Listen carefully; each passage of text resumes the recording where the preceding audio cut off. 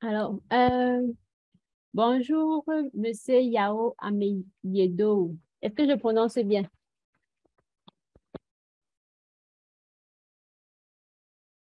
Oh, désolé. Monsieur Yao, est-ce que vous êtes là, s'il vous plaît?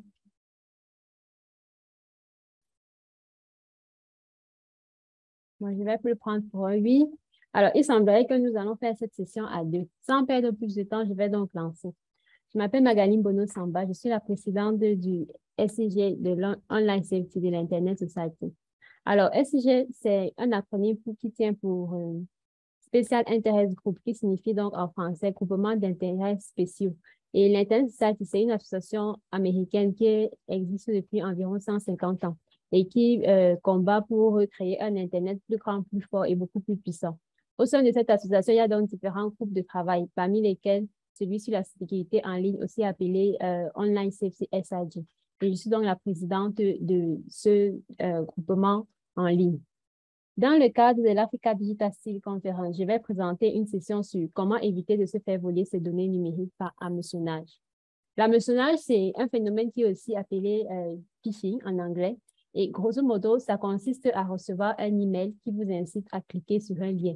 Quand vous cliquez sur ce lien, très souvent, les hackers volent vos données, que ce soit vos codes bancaires, que ce soit vos informations personnelles, donc nom, âge, prénom, photo, etc. L'objectif, c'est vraiment qu'ils vous dépouillent de ce qui fait votre identité numérique.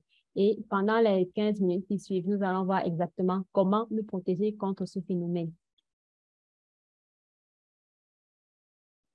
Alors, en n'en point douter, vous avez déjà au moins une fois reçu un email qui vous dit peut-être que votre compte Netflix a été piraté. Ça, vraiment, c'est un des grands classiques. Vous recevez un email avec commentaire Netflix, votre compte sera bientôt suspendu.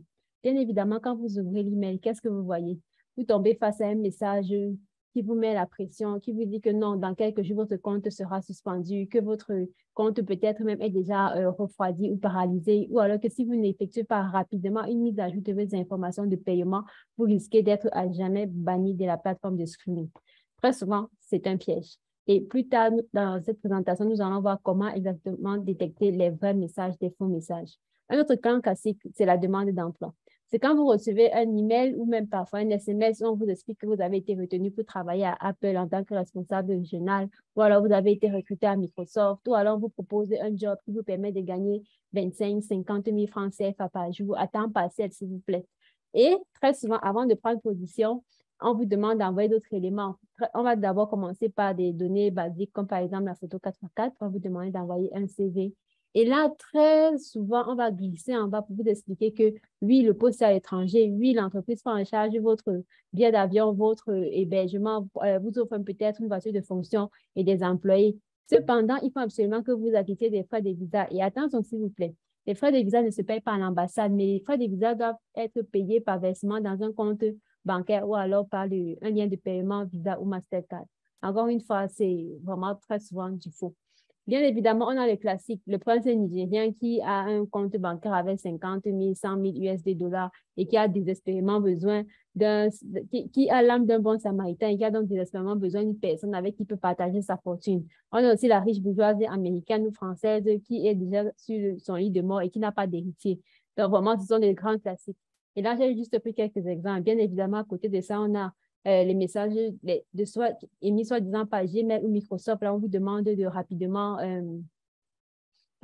actualiser votre compte au risque de le voir supprimer. On a les messages de femmes qui vous ont trouvé par Internet et qui trouvent que vous êtes l'homme le plus beau, le plus séduisant au monde, etc. On a vraiment, c'est des grands classiques. Mais attention, ça commence très souvent, toujours par un message. Et il faut être vigilant parce que ce message peut vous amener très loin et pas forcément positivement. Ce qu'il faut savoir à propos de l'hameçonnage, c'est que l'hameçonnage représente 90% des brèches de sécurité en entreprise. Oui, il faut savoir 9 vols de données en entreprise sur 10 commencent par l'hameçonnage. Et c'est vrai que quand on voit les emails frauduleux, les emails de scam, on se dit que non, les gens ne tombent pas encore dans ces pièges, c'est trop facile, etc.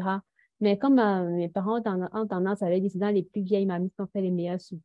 C'est-à-dire le faux email, l'email là où on vous incite à cliquer sur un lien malveillant, c'est vraiment, j'ai envie de dire, ça fait même partie du B.A.-bas du pirate informatique. Et comme c'est envoyé en masse, Ça prend très peu de temps, c'est très peu chronophage. Et comme vous pouvez le voir selon ces statistiques, c'est encore très rentable puisque 90% des salariés d'entreprise tombent dans ce piège. Ce qu'il faut aussi savoir, c'est qu'avec l'évolution des médias, l'hameçonnage qui était autrefois limité à l'email s'est désormais déporté sur les applications de messagerie telles que WhatsApp, Telegram ou même Facebook Messenger. Des fois aussi, les pirates tentent de voler vos données en vous envoyant des SMS. Mais jusqu'à maintenant, 96% de ces initiatives se font et continuent de se faire par email. Les sites web de phishing, c'est-à-dire les sites web dédiés uniquement à la collecte d'informations personnelles. On en crée un toutes les 20 secondes, ce qui signifie qu'en 1 minute, il y en a déjà 3 qui ont été créés, 2 minutes, on en a 6, 3 minutes, on en a 9, 4 minutes, on en a 12, ainsi de suite, ainsi de suite, ainsi de suite. Et je tiens à préciser que le phishing ou l'hameçonnage, ça n'arrive pas qu'aux autres. Parce que comme on peut le voir avec la dernière statistique, 70% des utilisateurs ont déjà ouvert au moins un email corrompu. Des fois, c'est dans un moment d'oubli. Des fois, c'est vraiment parce qu'on on va dire, le message est convaincant. Des fois, c'est plus ou moins par réflexe. On ouvre un email, on n'est pas très vigilant, on clique sur le lien et boum, on est en plein dans l'hameçonnage. C'est pourquoi il est vraiment important d'apprendre à reconnaître l'hameçonnage, aussi appelé phishing. Mais avant toute chose, je tiens à préciser que l'hameçonnage est une menace réelle. C'est vrai que souvent, on a l'impression que comme on a juste cliqué sur un lien, comme on est resté sur Internet, ou même des fois, même parce qu'on n'a pas donné de compte bancaire, on essaie. Mais ce n'est pas réellement le cas. Quand les pirates informatiques s'en prennent à vous, très souvent, ils recherchent 3 types d'informations. La première sont les informations d'identification, dont les mots de passe, les noms d'utilisateurs et les numéros de compte bancaire. Même si vous ne donnez pas votre numéro de compte bancaire, vous rentrez quand même dans la catégorie numéro 1. Parce que supposons par exemple qu'un pirate sud-coréen ait réussi à s'emparer de votre mot de passe et de votre nom d'utilisateur Gmail. Très souvent, ce qu'il va faire, c'est qu'il va maintenant prendre votre boîte email. Il va peut-être commencer à utiliser cet email-là pour spammer d'autres sites web. Par exemple, en envoyant des mails promotionnels pour des sites de jeux d'argent ou des sites érotiques. C'est quelque chose qui se fait malheureusement beaucoup. Une autre option, c'est peut-être s'il a récupéré vos mots de passe et vos noms d'utilisateurs. Là, c'est un grand classique. Il commence à écrire à vos proches pour leur expliquer que peut-être vous avez déjà été pris en otage par Boko Haram. Ou alors, il commence à vous faire le chantage s'il a trouvé peut-être des vidéos de vous ou des photos de vous un peu olé olé ou dénudées. Il commence à vous faire du chantage en vous disant que si vous ne lui transmettez pas une certaine somme d'argent, il va envoyer à vos proches. Ou alors, il se fait passer pour vos proches de vos proches et maintenant, il commence à essayer de les estorquer. Toujours avec ces informations d'identification-là, il y a aussi ce qu'on appelle le vol d'identité. Très souvent, ce sont des grands groupes de hackers qui font ça. Donc, ils volent beaucoup, beaucoup de données personnelles comme celle-là. Ensuite, ils vont prendre ces éléments-là et ils vont créer des faux comptes sur des sites. Ça peut être peut-être parce qu'ils travaillent pour des personnes qui désirent espionner certains de leurs partenaires. Donc, il leur faut plusieurs identités numériques. Ça peut aussi être parce que peut-être ils ont le désir. Pardon, ils ont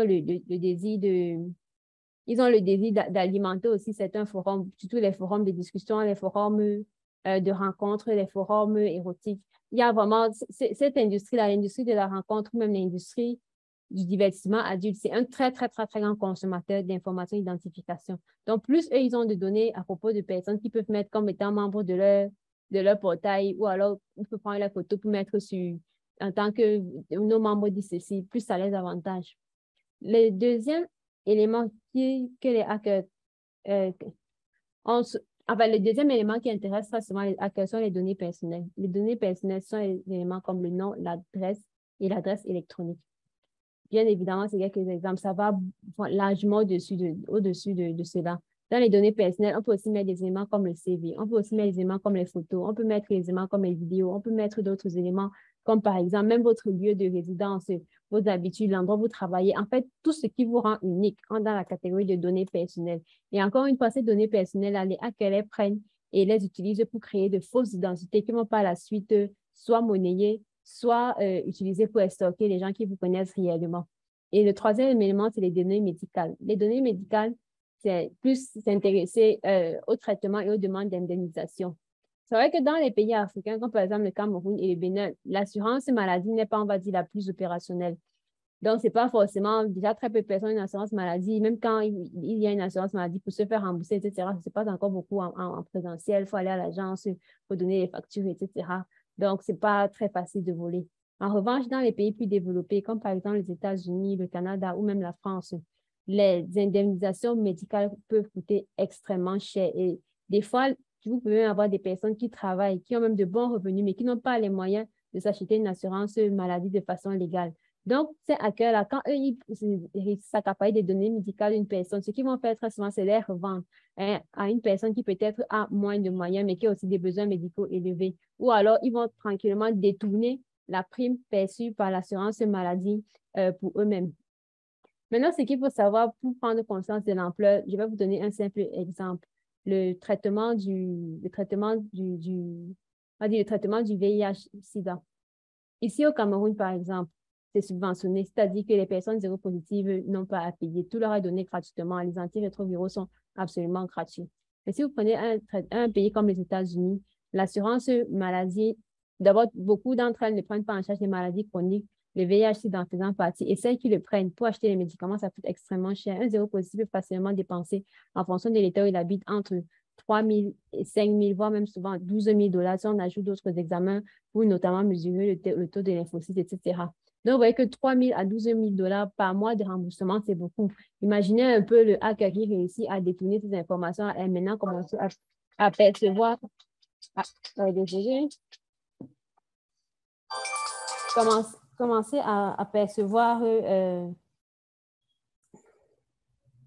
Excusez-moi. Commencer à percevoir cette indemnisation-là au lieu de la personne qui, elle est malade et en a réellement besoin. Vraiment, les données médicales, même si ce n'est pas le point le plus travaillé en Afrique, et même en Afrique, c'est vraiment un des gros fleurons du vol de données personnelles. Maintenant, comment exactement repérer les mails de hameçonnage? Je vais vous donner 5 tactiques efficaces. La première, c'est de repérer les mots appelants. Une étude réalisée par une entreprise de cybersécurité a révélé que les pirates informatiques qui utilisaient le hameçonnage avaient une passion sans borne pour 5 mots. Urgent, requête, important, paiement, attention. Et ils vont mettre l'un de ces 5 mots, parfois même plusieurs, au niveau de l'entête du mail. Par exemple, vous allez recevoir un email du type urgent, 2 points, votre paiement est bloqué. Requête importante, 2 points.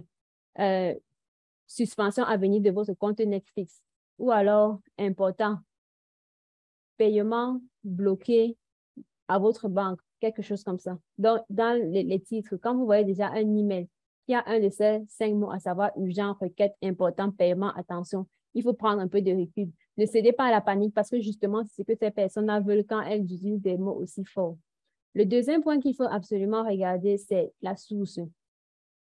Malgré, on va dire, les meilleurs efforts, les pirates informatiques ne sont pas encore capables de créer, enfin, n'ont pas la possibilité d'envoyer des emails en utilisant les contacts des compagnies qui miment. Par exemple, si on suppose que vous êtes à Apple et que le mail original d'Apple, c'est contact@apple.com, malheureusement, ils ne sont pas encore en mesure d'envoyer ça. Donc, ils vont vous envoyer avec un email inconnu, comme par exemple apple@gmail.com, quelque chose comme ça. Un autre élément aussi, c'est qu'à la différence des compagnies pour lesquelles ils se font passer, les pirates informatiques connaissent très rarement votre nom parce que vraiment, ils envoient les emails d'hameçonnage en masse. Donc, vous aurez droit à un bon lieu générique. Par exemple, vous aurez « Chers membres de la communauté Microsoft, cher monsieur, chère madame, chère mademoiselle ». Si peut-être ils font aussi du hacking par rapport à votre site, parce que ça arrive aussi, ils vont vous mettre « Cher propriétaire du site https://internetisoc.org » parce que la vérité, c'est qu'ils n'ont pas vos informations de contact. Donc, sûrement, ils ont juste pris le nom, l'URL de votre site web, ils ont copié dans la salutation et ils ont balancé. Le troisième élément sur lequel il faut être vigilant, on ne répétera jamais, c'est au niveau du français utilisé. Bien évidemment, dans ce cas, je parle du principe que c'est quelqu'un qui envoie les emails d'hameçonnage en français, mais si c'est en anglais, c'est le même principe. C'est vraiment au niveau de la grammaire, de l'orthographe, de la conjugaison, etc. Même si beaucoup de pirates informatiques sont des personnes très intelligentes et souvent même extrêmement éduquées, encore une fois, quand un email contient des fautes de grammaire, d'orthographe, de conjugaison, il faut être vigilant parce que dans les grandes compagnies telles que Apple, qui est à ce jour la compagnie qui est le plus utilisée pour faire le faux en hameçonnage, donc celle qu'on aime beaucoup mentionner pour faire des tentatives d'hameçonnage, un email à Apple, avant d'être envoyé, passe par minimum 3 personnes. Et ces 3 personnes, à chaque fois, elles vérifient est-ce que ça correspond véritablement à la ligne éditoriale de notre entreprise? Est-ce qu'il y a des fautes de français? Est-ce qu'il y a des fautes de grammaire? Est-ce que le message est bien formulé, est-ce que le ton respecte la démarche d'Apple, etc. Ce qui fait qu'il est très difficile pour qu'un email émis par une très, très grosse compagnie soit bourré de fautes de grammaire, d'orthographe, de conjugaison, etc. Clairement, chez les pirates informatiques, le message ne passe pas par le même processus de sélection. Du coup, il est plus enclin à avoir beaucoup de fautes et à assassiner Voltaire. Le quatrième élément, c'est au niveau des noms de domaine. Par exemple, Microsoft va vous contacter avec un email écrit xx@outlook.com. Puisque, comme je l'ai dit il y a quelques minutes, les hackers n'ont pas encore la possibilité de s'accaparer les vrais emails des entreprises dont ils font semblant de faire partie pour vous contacter. Du coup, ils sont obligés de passer par des alternatives. C'est par exemple pour ça qu'au lieu d'avoir un email de contact@apple.com, qui est le vrai email de la compagnie Apple, vous allez recevoir un email de contact, vous allez recevoir un email de apple@gmail.com ou apple@yahoo.com. Un autre élément aussi, parce que mine de rien, avec le temps, ils sont devenus malins, qu'ils font, c'est que maintenant, ils achètent des noms de domaine qui ressemblent presque aux URL des compagnies qui sont censées, auxquelles ils sont censés appartenir. Par exemple, si vous regardez la slide ici en bas au niveau des noms de domaine douteux, vous descendez à la dernière ligne. Au lieu de mettre Microsoft, ce que cette personne a fait, c'est qu'elle a mis elle a mis 0, après elle a mis soft. Ce qui fait que, regardez de façon rapide, le nom de domaine ressemble effectivement à Microsoft.com. Mais quand vous prêtez attention, vous allez vous rendre compte que non, ce n'est pas le nom de domaine originel. Et ça, vraiment, c'est une astuce qu'ils utilisent beaucoup parce que dans la précipitation et aussi avec les petits écrans, 80% des internautes regardent les contenus à partir de leur téléphone. Il est facile de confondre Microsoft avec un 0 au milieu à Microsoft, qui est le nom de la vraie compagnie. Mais ça, il y a aussi une autre astuce très, très, très simple que je voudrais vous donner pour vérifier les liens sans cliquer dessus. Étant donné que les hackers deviennent de plus en plus malins, maintenant, ce qu'ils font, c'est que des fois, quand ils vont vous envoyer l'email, au niveau du texte sur lequel ils vont mettre l'encre, ils vont taper le vrai texte de l'URL de la compagnie originelle. Par exemple, dans ce cas-là, ils faisaient semblant de copier, copier un site qui s'appelle woodhofbank.com. Donc, ce qu'ils ont fait, c'est qu'ils sont partis sur le site. Ils ont copié le vrai lien peut-être pour s'inscrire, le vrai lien pour se connecter, en fait, ces informations personnelles. Maintenant, quand ils envoient ça dans le mail, ce qu'ils font, c'est qu'ils suppriment, ils cassent l'encre qui est sur le texte. Et maintenant, eux, ils ajoutent leur URL. Du coup, quand vous voyez le texte indique on va dire la vraie URL. Mais quand vous passez votre souris dessus, vous vous rendez compte que, en fait, même si le texte est bien, le texte, l'URL vers laquelle renvoie le texte, ce n'est pas l'URL qui est inscrite dans le texte. Je ne sais pas si vous comprenez. Bon, le plus simple, vraiment, c'est de regarder l'image. Quand vous pouvez le voir sur le texte qui est envoyé dans l'email, c'est écrit https://woodrovbank.com/login/user2.jspace. Mais quand vous passez la souris dessus, vous vous rendez compte que si vous cliquez dessus, sur ce lien-là, ça va plutôt vous envoyer vers http:192.0.21.1-woodindex.htm. Donc, ça aussi, c'est un élément c'est une astuce simple, mais qui marche vraiment très, très bien. Avant de cliquer sur un lien dans un email, surtout quand l'email a déjà les caractéristiques dont on a déjà parlé, à savoir qu'il y a les mots à part, à savoir vous doutez de la source ou alors le nom de domaine vous semble un peu étrange. Ne cliquez pas dessus. Le plus simple, c'est juste de passer la souris sur le lien. La vraie URL va s'afficher en bas exactement comme la box HTTP 192. Et là, maintenant, vous saurez si c'est un vrai lien ou si c'est un lien fallacieux. Maintenant, il y a une autre question. Comment faire face à l'hameçonnage? C'est-à-dire, une fois que vous avez déjà identifié que l'email est faux, une fois que vous avez identifié que on va dire que ce n'est pas vraiment Apple, Microsoft ou Google qui vous écrit, qu'est-ce que vous faites? Voilà. Alors, le plus simple, vraiment, une fois que vous vous êtes rendu compte que l'email n'est pas bon, c'est de ne absolument pas cliquer sur un lien. C'est vraiment la façon la plus simple. Donc, quand vous recevez un email, il faut absolument chercher les 5 signes dont on vient de parler. Déjà, regardez la source. Est-ce que c'est envoyé par quelqu'un que vous connaissez? Est-ce que c'est envoyé par une compagnie avec laquelle vous avez régulièrement des échanges? Est-ce que c'est même envoyé par un prospect, par un client, par une entreprise à laquelle vous avez postulé, etc.? Si déjà la source, quand vous regardez la personne qui vous envoie, vous n'avez absolument aucune idée de qui ça peut bien être et d'où commence la conversation, il faut déjà y aller beaucoup plus doucement. En dehors de la source, avant d'ouvrir l'email, prêtez aussi attention au titre. Comme je l'ai dit, vous voyez des mots comme urgent, important, paiement, il faut faire très attention parce que, encore une fois, ce sont les mots à part, ce sont les thèmes que les pirates informatiques adorent, mais adorent pour vraiment attirer les gens à leur faire confiance. Ensuite, il faut prêter attention aussi à la destination des URL, exactement comme je viens de vous montrer. Donc, vous passez juste la souris sur le texte sur lequel on vous demande de cliquer. Et si ça ne correspond pas, vous vous arrêtez là. Donc, il faut chercher ces signes-là. Et dès que vous voyez ces signes, vous ne cliquez pas sur l'email.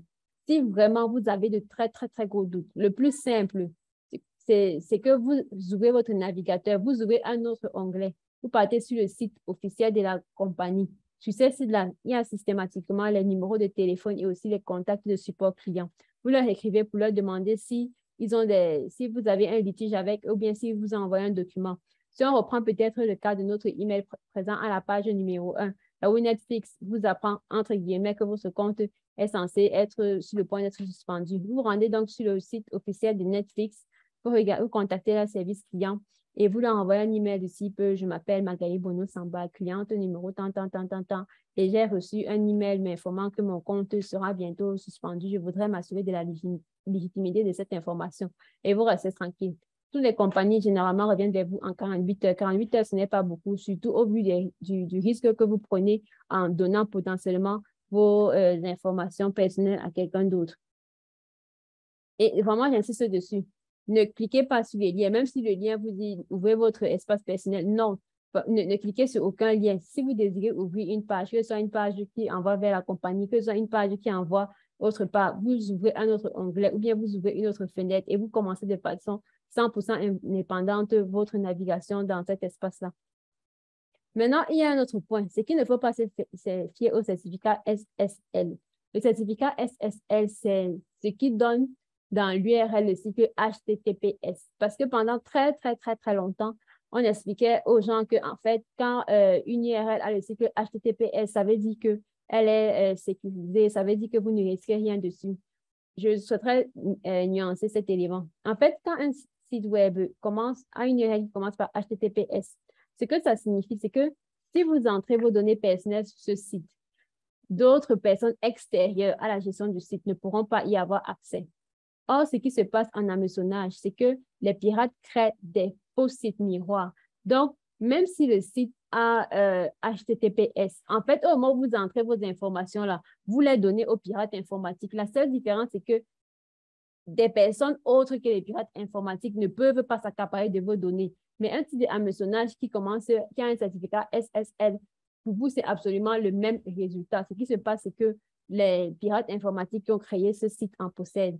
Et j'insiste vraiment dessus parce que pendant trop longtemps, on a répété aux internautes que quand un site a le cycle HTTPS qui est aussi représenté par le cadenas, ça veut dire que c'est fiable, ils peuvent entrer leurs données, n'ont pas de risque de vol de données. C'est absolument faux.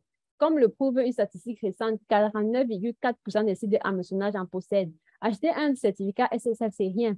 Je pense de mémoire, le certificat SSL, c'est 5 ou 10 $ par an. Donc, c'est absolument rien en fait. Quelqu'un qui est dans une démarche entrepreneuriale malhonnête, donc qui est vraiment en train de travailler d'arrache-pied pour essayer de s'accaparer les données des gens avant de s'enrichir, il peut facilement mettre 10 $ dans un site, dans un faux site vitrine. Donc, il ne faut pas uniquement se fier à ça. Il faut vraiment rester concentré sur les 5 signes dont je vous ai parlé plus tôt et ne pas baisser la garde sur peut-être que le site dispose d'un accès sécurisé. Et une fois que vous avez fait ça, c'est-à-dire une fois que vous n'avez pas cliqué sur le lien, une fois que vous avez contacté la compagnie pour être 100% sûr que c'est eux, qu'est-ce qu'il faut faire? Première des choses, vous reportez tous les systèmes de messagerie aujourd'hui permettent de reporter les emails suspicieux. Et l'avantage de reporter, c'est que, en fait, au fur et à mesure que les internautes reportent, les compagnies de messagerie, elles prennent ces informations-là et elles les transmettent maintenant aux autorités de sécurité. Et au fur et à mesure, les adresses email qui envoient le spam et même les adresses IP qui envoient ces emails de spam sont une à une éliminées.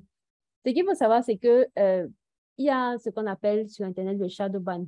Le shadow ban, en fait, c'est quand votre adresse IP ou bien que votre adresse MAC a été beaucoup utilisée pour commettre des crimes sur Internet. À un moment donné, on peut la bloquer. Ce qui fait que quand peut-être vous pouvez acheter un ordinateur, ceux qui achètent les appareils de seconde main, donc vous pouvez acheter un appareil seconde main et chaque fois que vous essayez de vous connecter sur Internet avec, ça ne marche pas.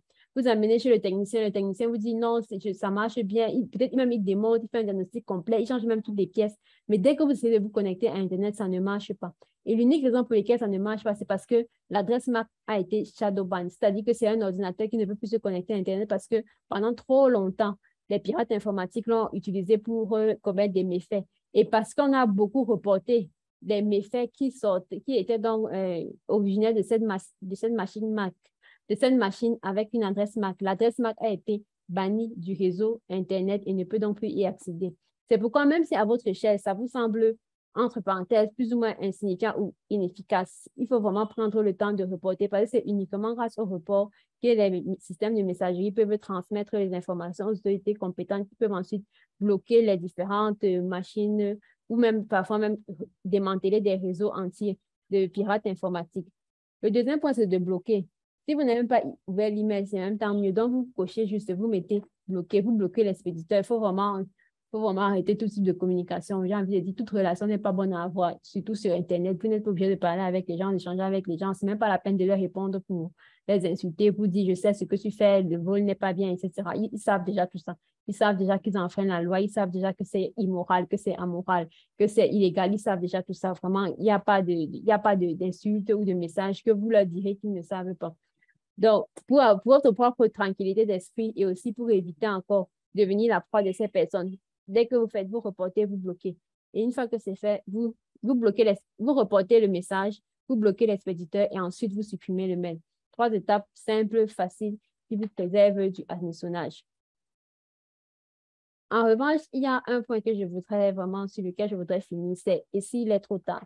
Concrètement, si vous avez déjà cliqué sur le lien présent dans le hameçonnage, si vous avez déjà cliqué sur le lien frauduleux présent dans cet email et que vous avez rentré avec joie et gaieté vos informations bancaires, votre nom, vos photos, vous avez peut-être même donné votre CV.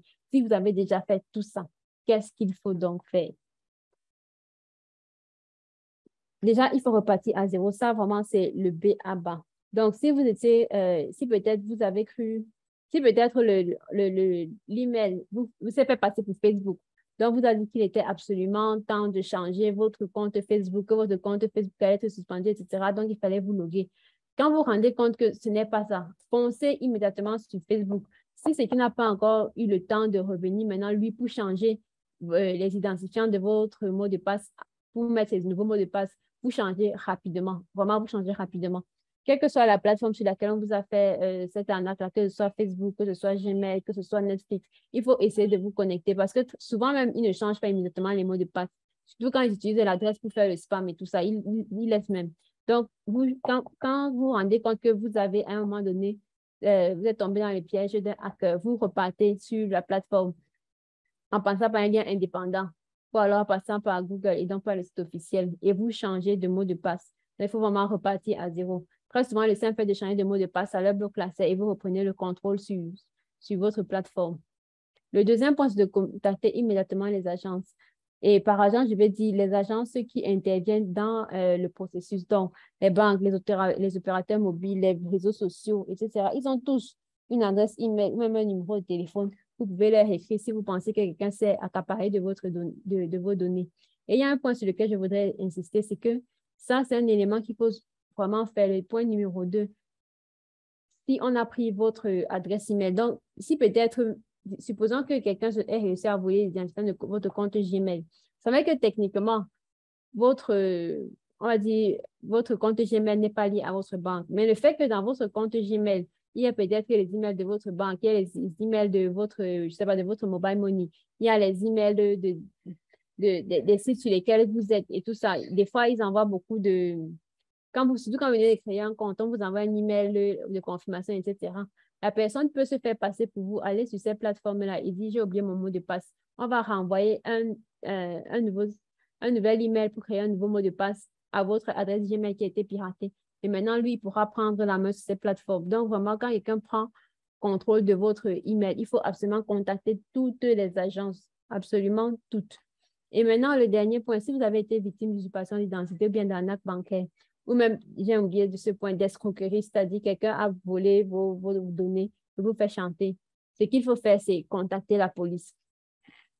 C'est vrai que souvent, les personnes hésitent, elles se demandent est-ce que ça en vaut la peine, est-ce que ça sert quelque chose. Mais la vérité, c'est que vous ne perdez absolument rien à partir porter plainte à la police. Je vais vous donner un exemple, on va dire relativement, pas très récent, mais quand même un peu récent, qui doit dater peut-être de 3 4 mois, qui s'est passé ici au Cameroun. Donc, il y a une petite ville. Vraiment, quand je dis petite ville, ça doit être une ville de peut-être 4 000, 5 000 personnes, je pense. De mémoire, c'était Ebolova ou Bamayo, je ne me rappelle plus. Je pense que c'était Ebolova. Ce qui s'est donc passé, c'est qu'il y a le maire de la ville. Un jour, il a rencontré une demoiselle. Il a donc eu une aventure avec cette demoiselle et quand il avait une aventure avec cette demoiselle, cette dernière a donc pris des photos personnelles d'eux à son insu. Et par la suite, elle a commencé à faire chanter elle a commencé à faire chanter ce monsieur en lui disant que non, si c'est que il ne lui donne pas de l'argent, je pense que c'était 3 millions de francs CFA, elle va dévoiler les photos, elle va envoyer les photos à tous ses proches, etc. Cet homme est parti à la police et en même pas une semaine, on a retrouvé cette fille et ses complices et on lui a remis son téléphone. Et je pense aujourd'hui, cette fille et ses 3 complices qui étaient des hommes sont tous en prison et lui, de son côté, son honneur est sauf.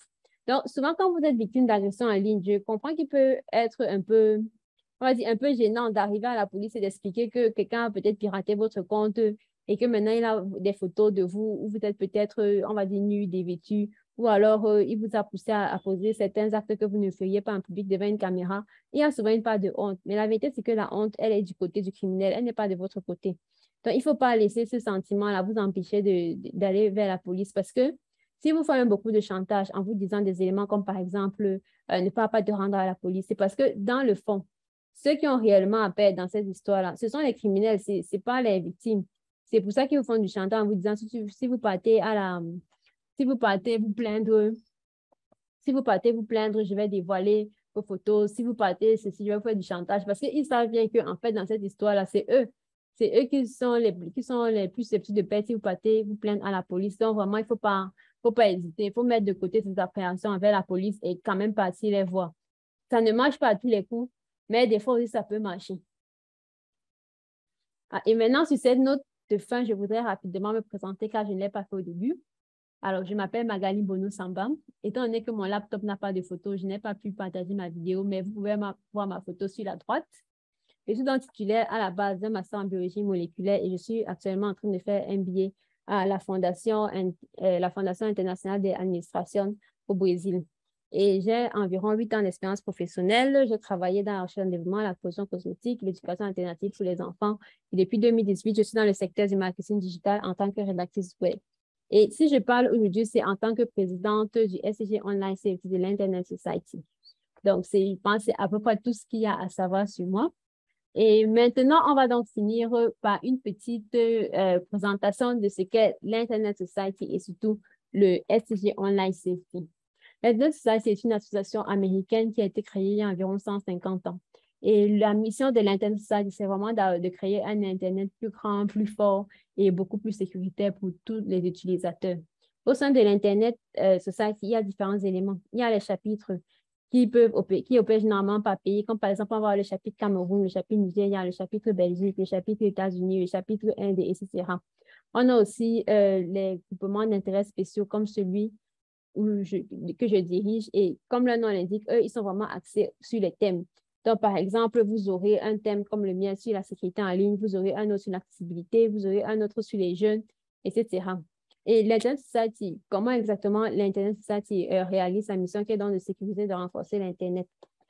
L'Internet Society le fait au travers de différentes activités. Ça peut être les webinaires, ça peut être les séminaires, ça peut même être souvent des activités d'équipement, comme par exemple aller installer les fibres, aller installer les appareils, etc. Et l'Internet Society compte beaucoup sur ses membres. En fait, à l'Internet Society, il y a des lignes globales chaque année. Et maintenant, ce sont les membres qui proposent différents projets et qui les soumettent par un système de grants.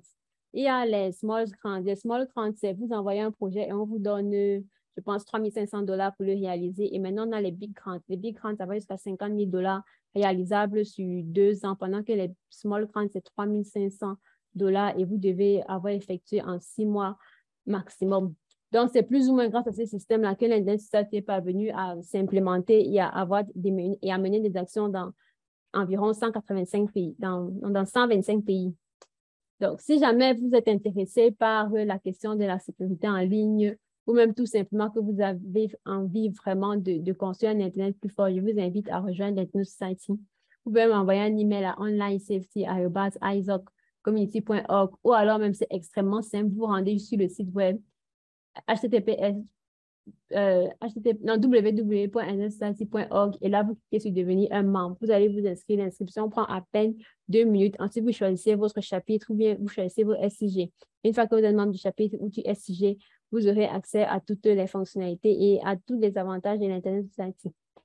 Donc, sur ce, je vous remercie vraiment beaucoup de m'avoir écouté et je tiens à signaler que que vous pouvez poser toutes les questions. Donc, si jamais vous avez des questions, si jamais vous avez des éléments qui vous préoccupent, vraiment, je suis à votre écoute.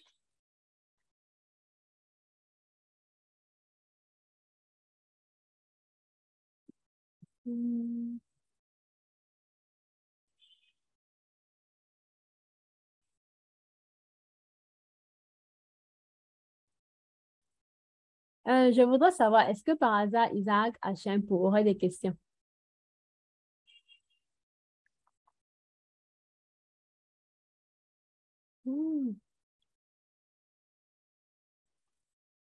Bon, sur ce, vu qu'il n'y a pas de questions, je suppose donc que j'ai vraiment très bien présenté.